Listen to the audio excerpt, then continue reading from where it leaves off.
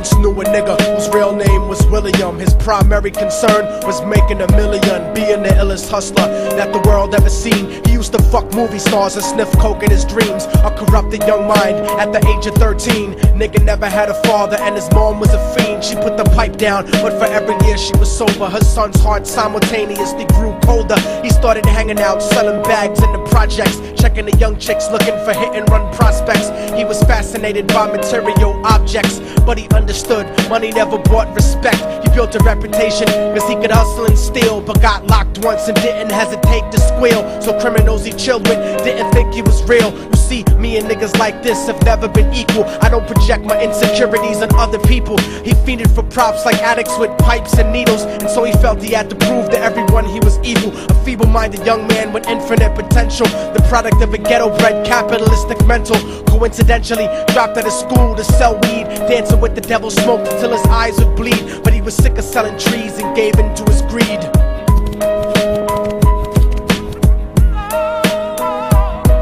Everyone tryna be trife, never face the consequences. You probably only did a month for minor offenses. Ask a nigga doing life if he had another chance. But then again, there's always the wicked that knew in advance. Dance forever with the devil on a cold cell block. But that's what happens when you rape, murder, and sell rock. Devils used to be gods, angels that fell from the top. There's no diversity because we're burning in the melting pot.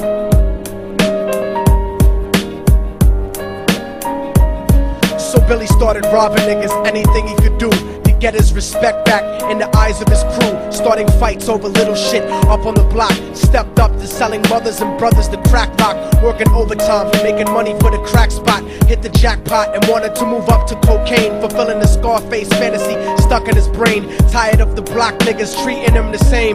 He wanted to be major like the cutthroats and the thugs, but when he tried to step to him, niggas showed him no love. They told him any motherfucking coward can sell drugs. Any bitch nigga with a gun can bust slugs. Any nigga with a red shirt can front like a blood. Even Puffy smoked the motherfucker up in the club. But only a real thug can stab someone till they die. Standing in front of them, staring straight into their eyes, Billy realized that these men were well guarded, and they wanted to test him before business started. Suggested raping a bitch to prove he was cold-hearted. So now he had a choice between going back to his life or making money with made men. Up in the sight, his dreams about cars and ice made him agree a hardcore nigga is all he ever wanted to be. And so he met them Friday night at 2:45.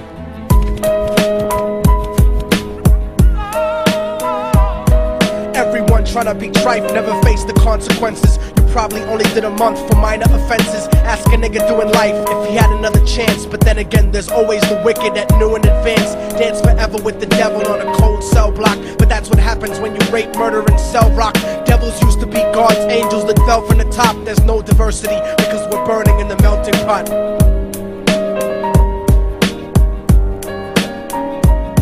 They drove around the project slow while it was raining, smoking blunts, drinking and joking for entertainment, until they saw a woman on the street walking alone, 3 in the morning, coming back from work on the way home. And so they quietly got out the car and followed her. Walking through the projects, the darkness swallowed her. They wrapped her shirt around their head and knocked her onto the floor. This is it, kid, now you got your chance to be raw. So Billy yoked her up and grabbed the chick by the hair and dragged her into a lobby that had nobody there. She struggled hard, but they forced her to go up the stairs. They got to the roof and then held her down on the ground, screaming, "Shut the fuck up and stop moving around." The shirt covered her face, but she screamed and clawed. So Billy stomped on the bitch till he broke in her jaw. Them dirty bastards knew exactly what they were doing. They kicked her until they cracked her ribs and she stopped moving. Blood leaking through the cloth, she cried silently. And then they all proceeded to rape her violently. Billy was made to go first, but each of them took a turn, ripping her up and choking her until her throat burned. Her broken jaw mumbled for God, but they weren't concerned. When they were done and she was lying bloody, broken and bruised, one of them niggas pulled out a brand new 22.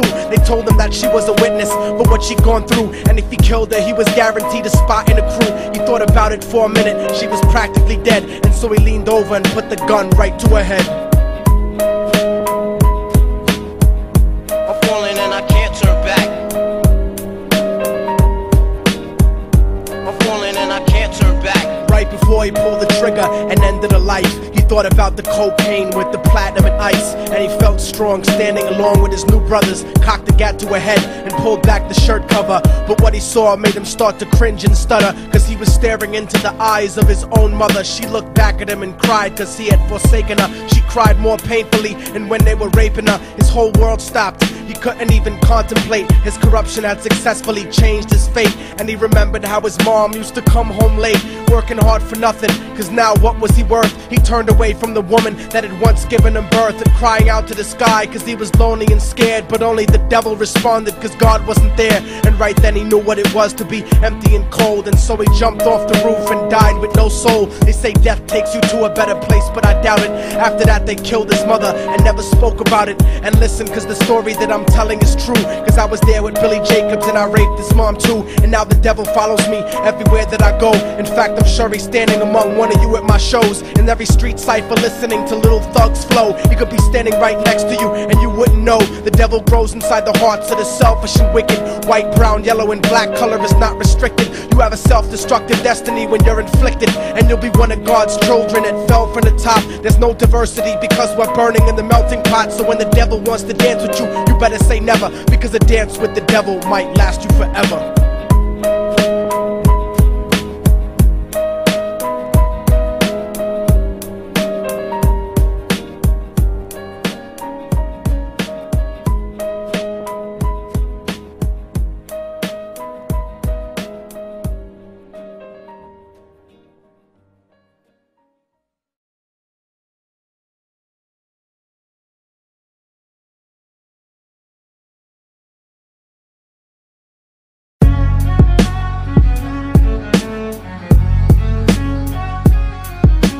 Oh, y'all motherfuckers thought it was over, huh?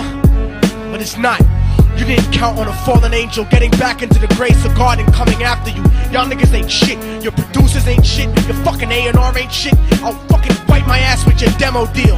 Yo, Diabolic, take this motherfucker's head off! Go ahead and grip glocks. I'll snap your trigger finger in 6 spots. You'll have to lip lock with hypodermic needles to lick shots. I watch you topple flat.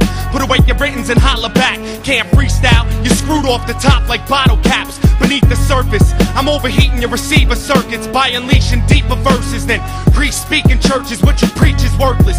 Your worship defeat the purpose, like President Bush taking bullets for the Secret Service. Beyond what y'all fathom, I